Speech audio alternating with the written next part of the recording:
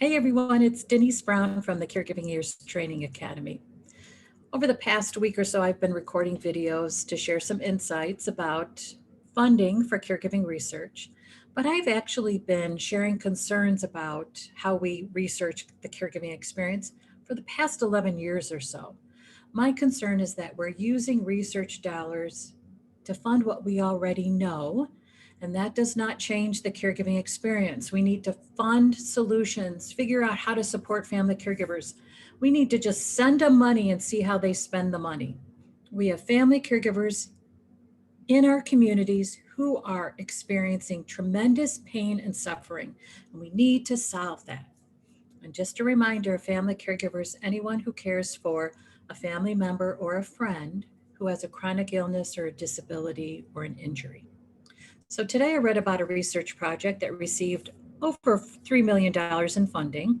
And it's the second research project I've read about in about 10 days. And so combined, those two research projects have received more than, I wrote this down, $5.6 million. That's a lot of money.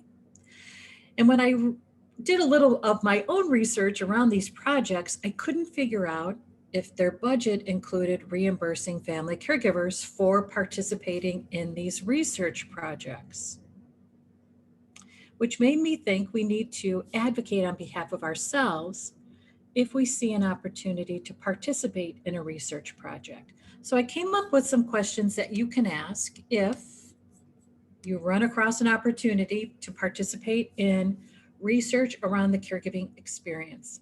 Questions that you can ask the researchers to learn more before you decide if this is the right research project for you.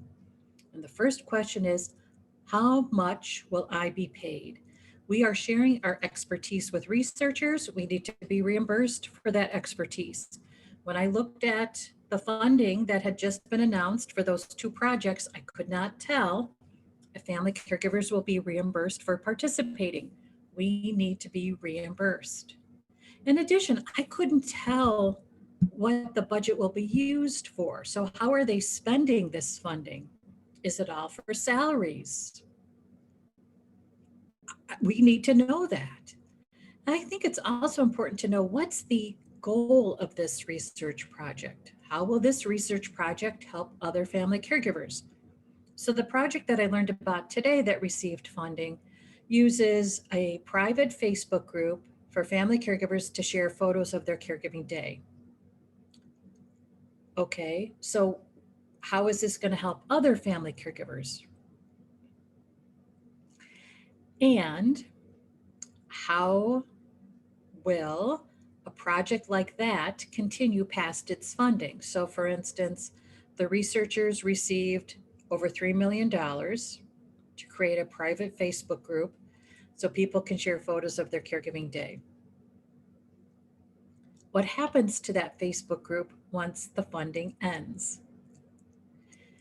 I went to a conference in 2017, and I'll share more about this in another video, and it was researchers sharing data from their caregiving research projects. And there was one researcher who received funding to start a website for family caregivers of persons with dementia. And he only kept the website running as long as he received funding. When the funding ended, he stopped the website, which I'm speechless about that, right? Because where's the planning to keep something that's been funded going? And if it's of value to family caregivers, why are you, and I'm going to be blunt here, pulling the plug on support that could help them because you don't have money? I mean, where is our commitment to service or figuring out another way to make it continue, get volunteers? Gosh, I ran an online community that I started for 24 years, and I honestly, I just made it happen because I could see there was a difference that people were experiencing from connecting in a community. So if we're going to fund a project, for instance, like a private Facebook group, we need to know what's going to happen to that Facebook group when funding stops. So these are 4 questions that you can ask researchers before getting involved in a research project that targets family caregivers. And I would also say if you're a researcher, please share this information with us up front so that we can make a good decision about whether or not we want to participate in the project when we learn about the project. Okay.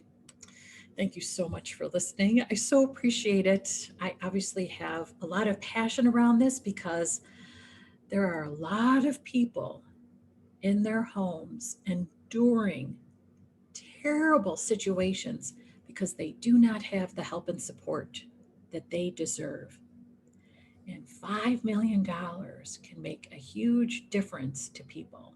Let's really think about how are we using that money so that it does make a difference. Okay, thanks for watching. I'm Denise Brown. Take care.